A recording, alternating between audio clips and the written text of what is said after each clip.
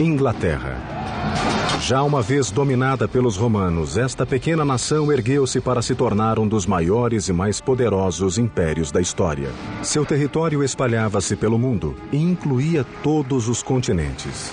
It was unimaginably large. Tecnologia, inovação e ambição. Eram essas as ferramentas com que foi construído o grande império e a formidável marinha britânica, cuja hegemonia exerceu o domínio de todos os mares. The Royal Navy is like the Microsoft of the global system in the 18th and 19th century. They are everywhere. O Império Britânico criou símbolos de domínio que até hoje provocam admiração.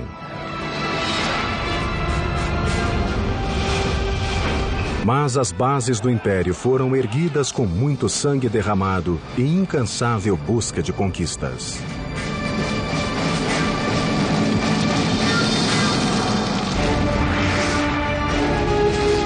Construindo um império, a Grã-Bretanha, aço e sangue.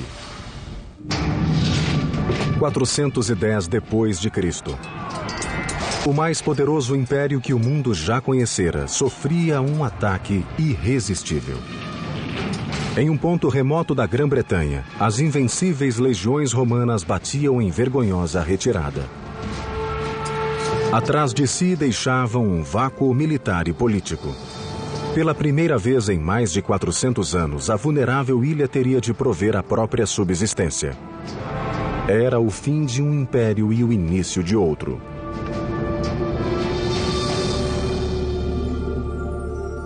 The sun never sets on the British Empire. I've heard those words all my life, ever since I was a kid, even though I've never lived in England, and that empire is long gone. Hello, I'm Peter Weller. At its height, the British Empire covered almost a quarter of the Earth's land mass, some 14 million square miles, and if you think about that, that's just staggering. But how did an island, if you will, in the middle of the North Atlantic come to be such a behemoth empire? Well, in the early 400s AD, when those Roman citizens were fleeing in the face of an onslaught of Vikings and Jutes and Angles and Saxons, some of those marauding and plundering people decided to stay. Maybe they liked the temperate climate. And after several centuries, they'd organized and developed themselves into somewhat of an Anglo or English identity. But with the death of the last true Saxon king, Edward the Confessor, the door was open for another people to step in, the Normans, who were essentially descendants of the Vikings living in northern France. And at the Battle of Hastings in 1066, the Normans did that very thing. They took England under the leadership of a man named William, who we call today William the Conqueror. Grande e ambicioso guerreiro, nada poderia impedi-lo de se tornar rei da Inglaterra. To conquer another country like England, you couldn't really be a sort of touchy-feely kind of person. You had to be a very strong leader, and that's what he was. He was a brutal man. Em 1066, Guilherme agiu. Reuniu um exército de normandos e invadiu as praias da ilha. Durante longas horas, seus homens fustigaram o exército do rei Haroldo perto da cidade de Hastings. No fim do dia, com uma única batalha, Guilherme havia conquistado a Inglaterra. A seguir, trataria de imitar os romanos e iniciaria a construção de uma série de edifícios que transformariam a paisagem inglesa. He imposes himself on England and he builds these castles around the country. Now we look at castles and we think, don't they look nice? A Norman castle is not nice. It was big, it towered over your town, and it was a reminder to say that you are under us now. And of course the biggest one he builds is the Tower of London. Guilherme desejava uma fortaleza intimidante. Escolheu um ponto na margem do Tâmisa, onde havia ruínas romanas. Para a nova torre, ele as utilizaria como fundações e como lembrança do legado romano de poder e glória. O complexo incluiria uma muralha defensiva que cercava a imponente torre de mais de 30 metros. Seria a maior fortaleza de Londres. So it's really built to scare everyone off and to say, you know, this country is mine, I'm not going anywhere, I'm staying, and don't think that anyone can get rid of me. Of course, the people they use to build it are the locals who have to do it, so they use them effectively as slave labor. Construindo sobre as muralhas romanas, os trabalhadores primeiro fizeram uma barreira em volta. Na ala norte e sul, onde não havia fundações romanas, escavaram valas e ergueram uma paliçada de madeira como barricada. A seguir, começaram a trabalhar na torre em si. Durante 700 anos, a Inglaterra se apoiara em construções de madeira. Agora, Guilherme traria de volta a grandiosidade das técnicas de engenharia romana. Primeiro, Guilherme mandou construir a Torre de Pedra. Como não confiava no material local, importou o melhor calcário da França. Os engenheiros incorporaram arcos e abóbadas na estrutura que suportariam bem a torre. Dentro da majestosa catedral, os trabalhadores ergueram várias abóbadas interligadas entre si, o que permitiu que o edifício se apoiasse em 4 pilastras. As janelas também ganharam maior espaço para iluminar o grandioso interior. It was a great feat for that time because the English were used to building in wood, so I think it was rather miraculous for them to see this enormous structure go up. It was really impregnable. I mean, the walls were tremendously thick and there were just little slits to look out from. O austero castelo servia de residência real, fortaleza e prisão. A intimidação era reforçada pela resposta rápida contra quem quer que ousasse desafiar o rei. You get armed men, and they go up and they land on your doorstep. They will drive you out of your home. They will burn your home down. They will burn your crops, so you've got nothing to live on. And a lot of killing, of course. A torre estava quase pronta em 1087, quando Guilherme morreu, pondo fim a 21 anos de um reinado agitado. A imponente fortaleza ficou como lembrança de seu poder e tirania até os dias de hoje.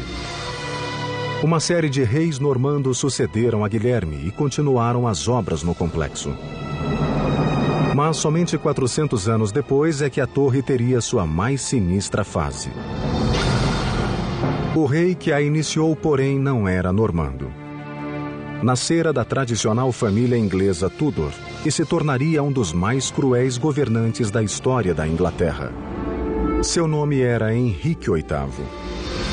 O apetite de Henrique era lendário, quer por comida, quer por mulheres, quer por poder. Ele também queria um filho que um dia herdaria a coroa. The best way to fulfill your duty and your destiny as a king is to produce a safe line of male heirs. And if you look at the portraits of Tudor gentlemen, they're standing with their legs apart and their hands on their hips with these big codpieces. That is not by accident. That is saying, I am virile. Look at me, I can produce families. So son is a sign of manhood. Quando a primeira esposa, Catarina de Aragão, não lhe deu um herdeiro, Henrique voltou-se para uma das damas de honra, a atraente Ana Bolena. He falls absolutely hopelessly in both in love and in lust with Anne Boleyn, because Anne is a very, very sexy lady, and she knows it. There's only one problem. How do you get rid of your wife? Apart from murdering her, of course. And the answer is, you've got to divorce her. Quando o Papa recusou-se a dar o divórcio ao rei, este teve um acesso de raiva. Se não podia controlar o Papa, ele simplesmente o substituiria. E rompeu de imediato todos os laços com Roma, declarando-se chefe da nova igreja anglicana. Henrique agora tinha poder absoluto em seu reino. Divorciou-se de Catarina e coroou Ana rainha. Mas quando ela também não pôde lhe dar um herdeiro, acusou-a diretamente de adultério. The case is made as damaging as it's possible to be, that she's not just having one affair, that she's having a string of affairs, that there are sort of orgies going on in the palace, and Henry is only too ready to believe a lot of this. Henrique mandou prendê-la na Torre de Londres, que aumentara bastante. O complexo agora se estendia por mais de 7 hectares e tornara-se impenetrável. A paliçada, além de crescer, fora substituída por espessa muralha de pedra. Uma série de torres reforçava a sensação de solidez e austeridade. A muralha externa escondia outra, mais baixa e mais espessa. Um fosso profundo e cheio de água fora escavado ao longo do perímetro. Com essas defesas, a fortaleza tornara-se virtualmente inexpugnável. Sob o tacão de ferro de Henrique, a fortaleza tornou-se palco de violência e crueldade. Era um calabouço e teatro de execução de seus inúmeros inimigos. Ali, Ana Bolena aguardou seu triste destino: a decapitação. Axe executions were actually really nasty because it was not uncommon for the axe not to finish the job in one blow. What he does with Anne Boleyn, he says, "For you, darling, nothing but the best." Instead of having her beheaded with an axe, he's going to have her beheaded nice and neatly with a sword. A 19 de maio de 1536, Ana Bolena foi conduzida ao pátio da torre. Com um ágil e único golpe, o problema de Henrique foi resolvido.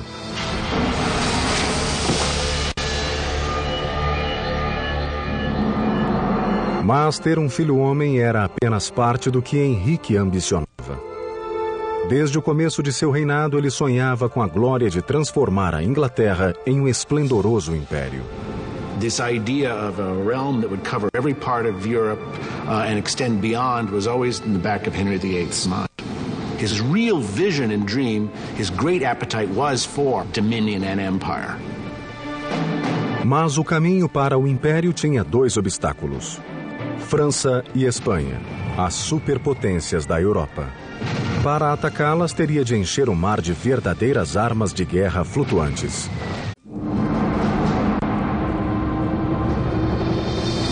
Verão de 1510.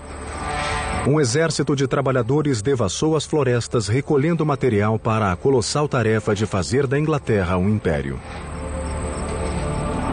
Antes de conquistar terras, Henrique teria de conquistar o mar. E mudou radicalmente a estratégia de guerra, transformando os navios em armas mortíferas. He is the one who first begins putting heavy guns on ships. To put these large siege warfare type guns, ship-cracking guns, some of them weighing almost a ton, on shipboard that could be used to batter your enemy into submission. Grandes canhões exigiam grandes navios. Henrique ordenou aos engenheiros navais que projetassem uma frota imbatível. Da frota, a nau Capitânia era um dos primeiros vasos de guerra do mundo. Chamava-se Mary Rose. The Mary Rose really epitomizes the mentality of naval planners of that age. Get as many guns pointing as many directions on shipboard as you possibly can.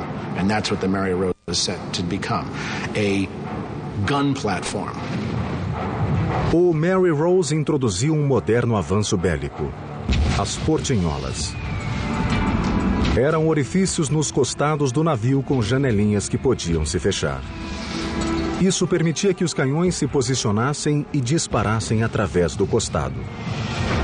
Desse modo, os decks foram dedicados somente à potência de fogo dos artilheiros. A combinação fez do Mary Rose uma máquina de destruição. This was a major revolution, really, in ship design, of which the Mary Rose was sort of very beginning. Em meados do século XVI, a marcha da Inglaterra rumo à supremacia naval prosseguia rapidamente. Mas Henrique deparou-se com um problema. Armar os navios com canhões de bronze depressa esgotaria os recursos do tesouro inglês. He's got to find other ways to produce the kinds of, heavy artillery, which can help his armies and his navy fight effectively, but at a lower cost. And the cast iron gun's the perfect solution. The cast iron gun runs less than a fifth of the cost of a bronze one. Não havia canhões de ferro fundido eficientes. Mas Henrique sabia o que fazer. Voltou-se para os melhores ferreiros do país na região de Weald e confiou a missão a seus engenheiros. The difficulty with casting in iron a large piece like a cannon was the fact that, for a start, iron had to be melted at a much higher temperature. Só havia um modo de conseguir a temperatura suficiente. Era a maravilha da época, o alto forno.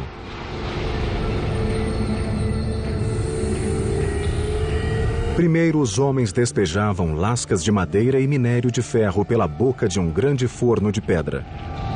Uma roda d'água impulsionava o imenso fole, que atiçava o fogo, avivando até atingir incríveis 1.200 graus, o bastante para derreter o minério.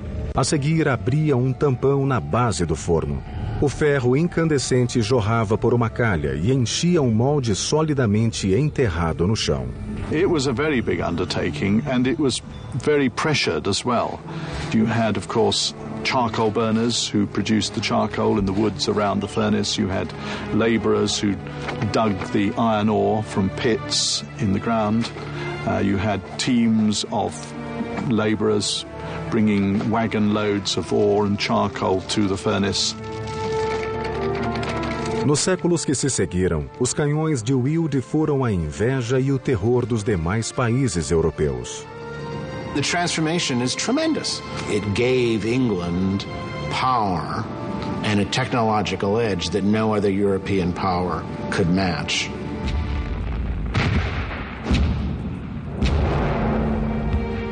Em 30 anos, Henrique transformara sua frota em potência. Mas não viveria para ver realizado seu sonho de conquistar a Europa. Colossalmente obeso, seu apetite sem limites acabou por matá-lo. Morreu em 1547, deixando um legado de crueldade e inovações até hoje lembradas e cantadas. Henrique lançara as sementes de que brotaria um poderoso império. And Henry lays the foundations all right by building a navy, by building this notion of Britain as forming an empire, an imperial presence in the world. Respaldado pelo poderio de sua marinha, o império expandiu-se nos 150 anos seguintes através de conquistas e colonizações. No século XVIII, a Grã-Bretanha controlava parte da Índia, África, Índias Ocidentais e a América do Norte. Mas duas grandes ameaças ao florescente império pairavam no ar. E o rei que as combateria, Jorge III, também combateria os próprios demônios. It's always talked about as his madness. It was a physical illness that he had, but the effect was that it affected his brain. Jorge começou a dar sinais de insanidade em 1788, 7 anos após uma derrota desmoralizante. Um punhado de homens havia derrotado os invencíveis britânicos na guerra pela independência. Tratava-se dos americanos. When the British troops leave Yorktown, when they surrender, they play this tune, "The World Turned Upside Down," and that is really how it seems. The world has turned upside down. The world's gone mad. When rebels win. Durante a década seguinte, o mundo de Jorge foi se fechando sobre ele. Em 1804, outra ameaça veio atormentar o rei, levando o Império de Roldão. O imperador francês Napoleão Bonaparte. No início do século XIX, o tirânico conquistador havia tomado a Europa. A Inglaterra era o último obstáculo para o domínio continental. He was as large a threat as the Nazis were in the Second World War. He was amassing the forces for an invasion of the British Isles. A Marinha Real Britânica tornara-se soberana dos mares. Em 1805, ela enfrentou a ameaça napoleônica de peito aberto na famosa Batalha de Trafalgar. Com excelente técnica naval e os mais avançados navios da época, a Inglaterra aniquilou a armada francesa e a espanhola somadas. Trafalgar confirms Britain's position as the supreme maritime power, and the British emerge as the unsurpassed masters of those naval technologies. Quando Napoleão sofreu sua grande derrota em 1815, Jorge III achava-se mergulhado na insanidade, sendo rei apenas figurativo. His mind has completely gone. His eyesight goes as well, and he wanders up and down the corridors of Windsor Castle, has to be fed like a baby. Long beard, long hair, no idea what day it is. It's just very sad. Nessa época, a Inglaterra crescia rapidamente como superpotência devido à excelência de sua engenharia naval. Mas seria outro setor técnico que levaria o Império Britânico para o domínio global. O século XIX entrava em um período de descobertas nunca visto desde a época romana.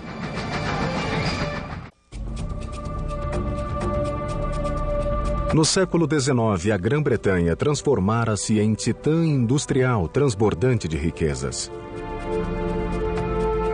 Esse incrível êxito devia-se a um período de muitas invenções tecnológicas que pipocaram pelo império e depois encantaram o mundo. It's hard to think of a period in history where you had so much creativity in terms of technology, so much willing to experiment with the possibilities of what you can do with machines, what you can do with engineering, what you can do with architecture. No passado, os impérios foram construídos à mão. Agora, a Inglaterra construiria o seu com máquinas. Engineering innovations like cast iron and the turning of a warship into a single ballistic offensive entity with guns transformed the English Navy. And that Navy transformed England into an empire. And that military and commercial empire that spread from Europe to Asia, from the Americas to Africa, dominated the seas. But what about the land? Because by the early 1800s, Britain was jumping with productivity, but lacking in means of overland distribution. Well, in 1782, a man named James Watt perfected an engine driven by steam. But it was 40 years later that George Stephenson and his son Robert took that engine and with a firebox, boiler, piston, and a remarkable invention called the chimney, powered a locomotive called the Rocket over tracks at the blistering speed of 29 miles an hour and revolutionized overland commercial transportation with the railroad. Essa não foi a primeira locomotiva, mas suas características únicas mostraram que trens a vapor seriam a força do futuro. A chave da velocidade estava no motor. Uma série de tubos de cobre conduziam gases aquecidos em uma fornalha através de uma câmara de água, fazendo-a ferver. O vapor assim criado subia para uma cúpula, passava por uma válvula e dali para um cilindro. A forte pressão do vapor empurrava um pistão ligado às rodas da locomotiva, impelindo-a para a frente. O vapor era liberado pelo novo dispositivo, a chaminé, e ar fresco era sugado para a fornalha, avivando o fogo. Com esse avanço, a locomotiva podia andar a grande velocidade. Of all the locomotives that were imagined at the time, it's the one that looks the most like a locomotive will. I mean, it's going to be improved in innumerable ways, but that basic machine is the one that emerges as a locomotive for the next century.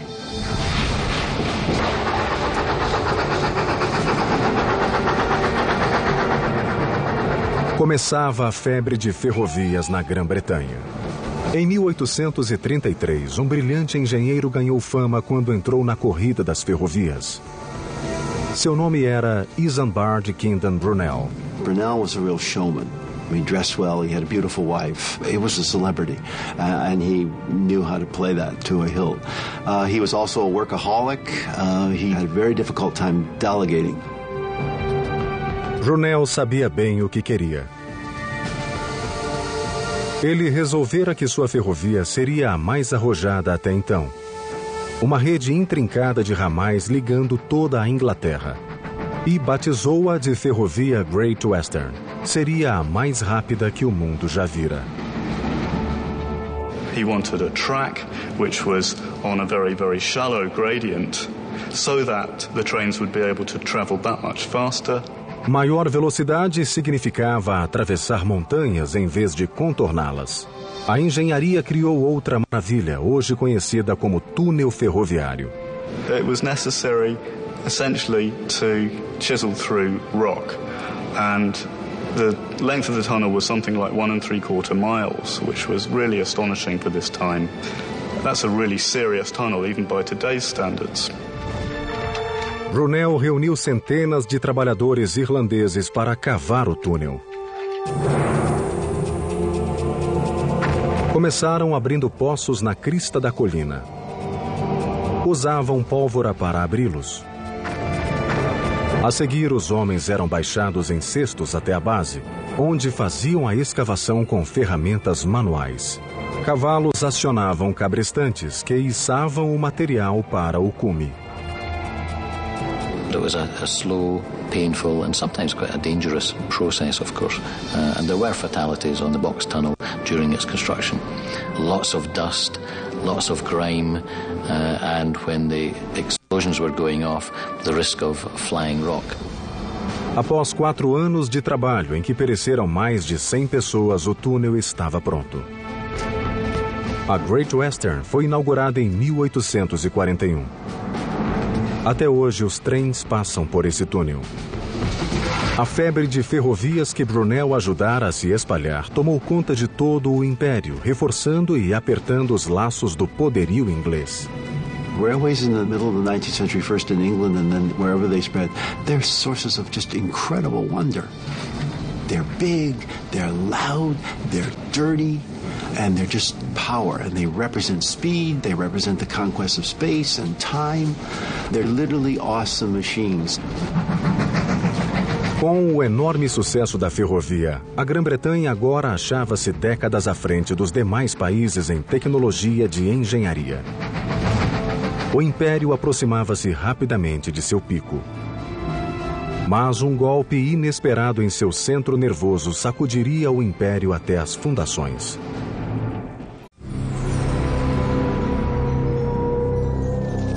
Outubro de 1834. Na escuridão da noite londrina, um fogo violento graçou no próprio coração do Império Britânico, o Palácio de Westminster. Por séculos, esse complexo de edifícios vinha sendo o centro de comando do poderio britânico e um símbolo inegável de sua força. Agora, enquanto as chamas transformavam o palácio em um inferno enraivecido, milhares de pessoas observavam a destruição, tomadas de horror, imaginando o que seria de seu mundo. The fire of 1834 had dealt a devastating blow to the political nerve center of the British Empire. Westminster Palace had stood in some form or another since the late 11th century during the time of William the Conqueror. And now these ruins had the British people wondering, would Parliament ever meet again in this place?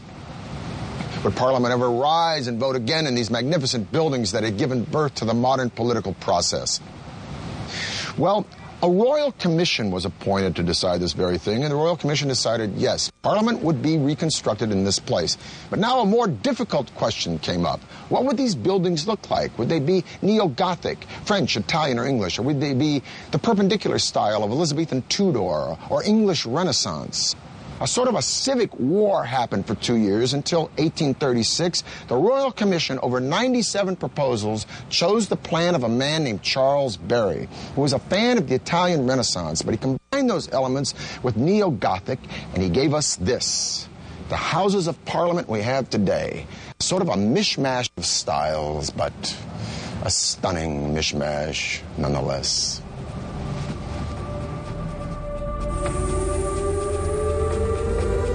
Com base no velho parlamento, os arquitetos projetaram um palácio de proporções colossais, 2 vezes maior que o Capitólio americano. Construído com um calcário nobre chamado Anston, o palácio ocupou mais de 3 hectares de terra, com torres alcançando até 100 metros de altura. Ficou decidido ainda que uma das estruturas teria um relógio no alto. Hoje ele é conhecido como Big Ben. You're able to measure time much more accurately in the 19th century, and time is important. Time comes to mean money, and there's something of a revolution in the 19th century about timekeeping. So if you're going to have this latest building, a clock tower goes on it. Quando o astrônomo real George Airy listou o que precisava para o relógio, todos ficaram pasmos. Seria o maior e mais perfeito relógio que o mundo jamais vira. Now, Airy's demands for excellence were fairly rigorous. For instance, one of his requirements was that the clock be accurate to within 1 second every 24-hour period. And furthermore, that the accuracy reports of this clock be telegraphed on down the River Thames to the Greenwich Observatory twice a day. Now, this was not the 21st century age of information. A digital clockmaker today, this would not be shooting for the moon. But a 19th century clockmaker, to make such a great clock in a huge tower with such heavy striking mechanisms, pushing such heavy hands, with such precision and such accuracy that would be exposed to the rain, wind, and elements second after second, hour after hour, week after week, year after year. This was absolutely unimaginable. It was like going to the moon. So Parliament, rightfully, asked Airy if he might come up with a plan that was a little bit more reasonable, a little less expensive. But Airy was adamant. And thus the clock today we call Big Ben, which is really the name of the bell, became the standard for timekeeping the world over.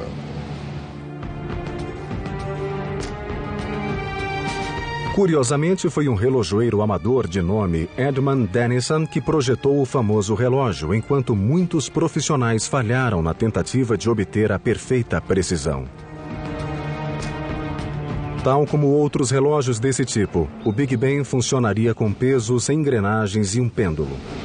Ao mesmo tempo, o desenho incluía um dispositivo novo, que protegeria o pêndulo das intempéries. 2 braços de metal controlavam uma roda de 3 raios.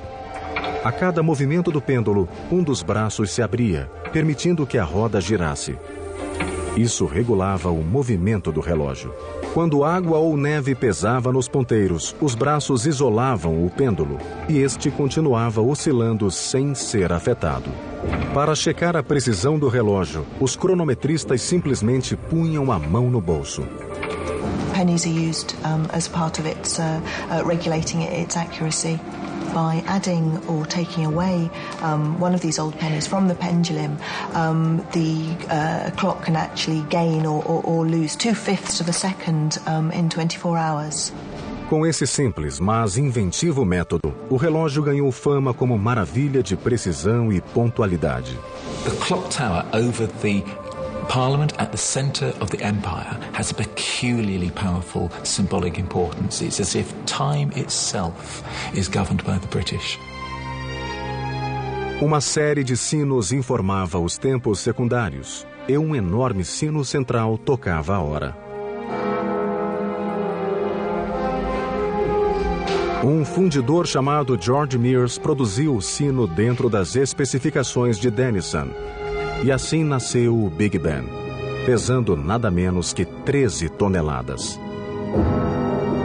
A multidão encheu as ruas de Londres e aplaudiu quando o Big Ben chegou à torre, terminada em 1858. Desde então, ele alegra a capital com seu som inconfundível. London grew as a city tremendously. It was really the first large-scale conurbation in the world. And as a city, it had to have its icons, and the ultimate icon being the Mother of Parliaments, the Parliamentary Building with Big Ben as a symbol of the strength and the power of the British Empire. Em meados do século XIX, a Grã-Bretanha chegou ao ápice da tecnologia da época. Mas sob o reinado de uma jovem e ingênua rainha, uma crise sacudiria Londres, levando-a à beira do desastre.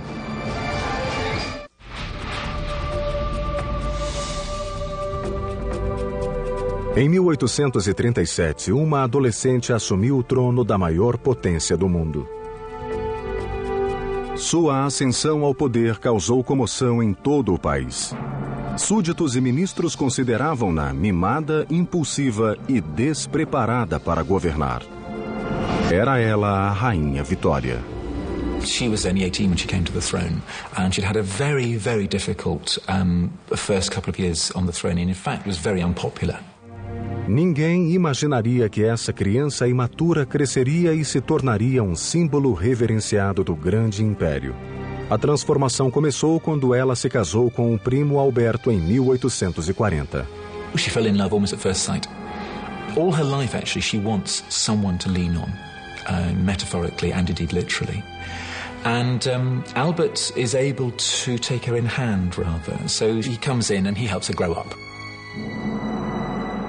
Nessa época, o Império expandira-se mundo afora, da América do Norte à Austrália. Alberto e Vitória queriam o melhor em engenharia e tecnologia, sabendo que eram as melhores ferramentas de expansão imperial. E uma dessas tecnologias foi essencial: a telegrafia. You've got an empire which is extending literally around the globe. People talked about the annihilation of space and time through electrical telegraph. A indústria do telégrafo explodiu no mundo sob a liderança da Grã-Bretanha. Em meados do século XIX, mais de 150 mil quilômetros de cabos telegráficos foram instalados no país. Agora, uma mensagem podia ser enviada da Inglaterra à Índia em questão de horas. A primeira via de comunicação ultra-rápida tinha chegado e com ela o Império consolidaria seu poder de modo mais direto e efetivo. It's an enormous feat, no question. It's something which simply was not conceivable before they did it. Os grandes avanços tecnológicos não só uniram o Império, como provocaram uma explosão de produtividade nunca vista. As pessoas fugiam das áreas rurais para as grandes cidades em busca de novas oportunidades. À medida que as fábricas cresciam, o mesmo acontecia com a população da capital, Londres. So whereas it had been 1 million at the beginning of the 19th century, it was then, by the 1850s, it was already 2 million. And London was not designed for this. And there was terrible overcrowding. Really, people were living as though they were in a chicken coop. Londres fervilhava de gente. Maltratada e superpovoada, os problemas sanitários pipocaram por toda a cidade. Dejetos eram jogados em coletores pluviais e essa água imunda caía diretamente no Tâmisa. A situação era desesperadora. You would think the Thames, huge river, that would be a great way of disposing of London's waste. But unfortunately, it was also London's water supply. So the waste of 2 million Londoners was being shunted into the Thames, and then Londoners were actually drinking this. 1848. A catástrofe se abateu sobre Londres. Uma epidemia de cólera devastou a cidade, matando mais de 14 mil pessoas.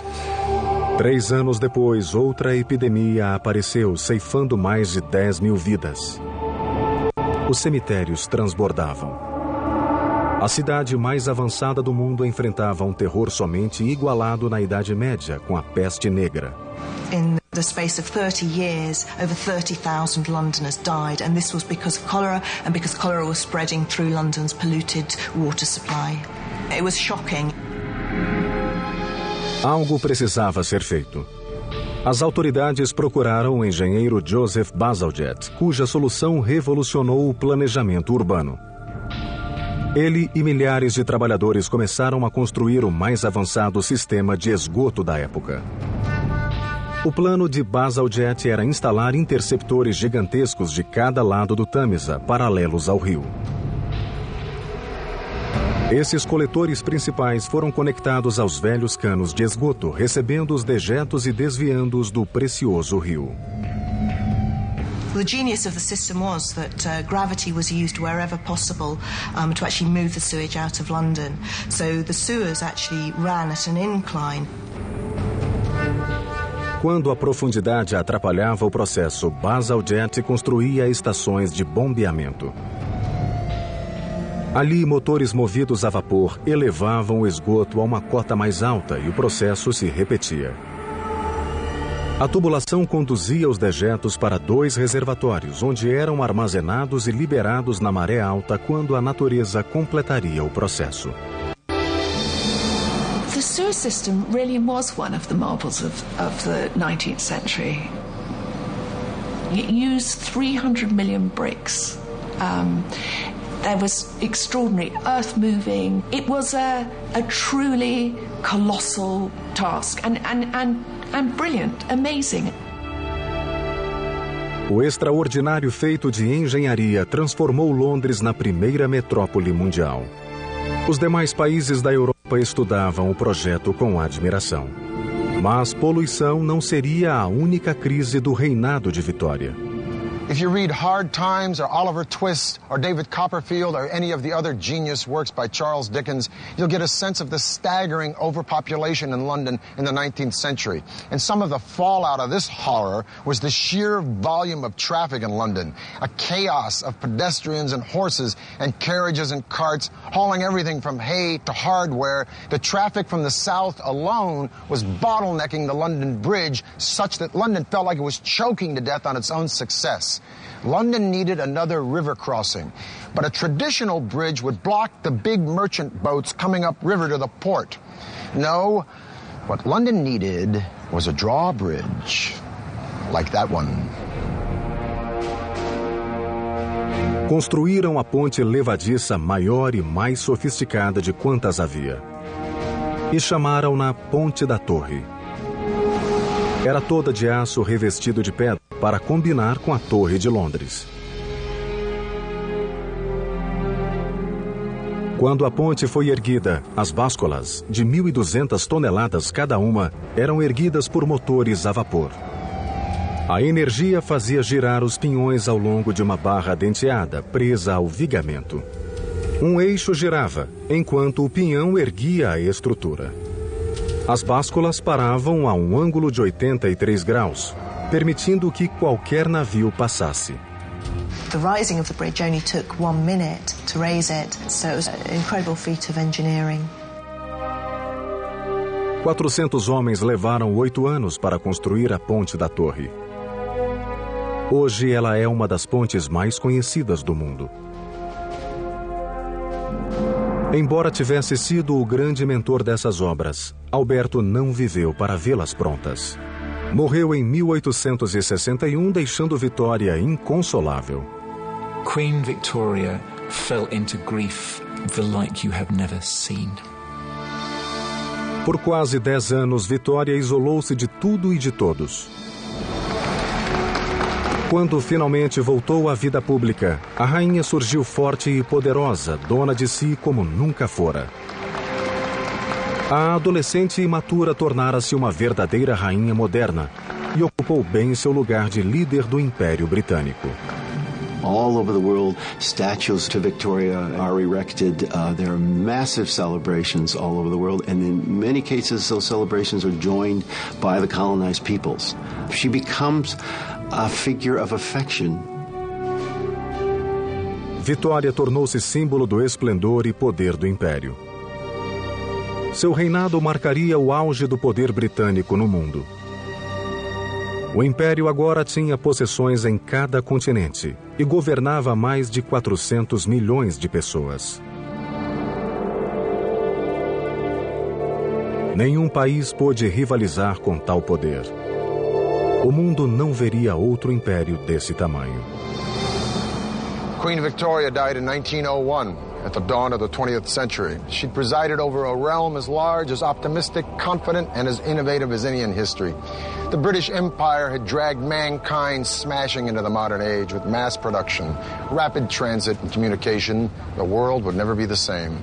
Every single country and culture on this planet today has benefited in some way or another from British vision and imagination. The sun may have finally set on the British Empire, but regarding the miracles of the modern age, the sun never burned brighter. For the History Channel, I'm Peter Weller.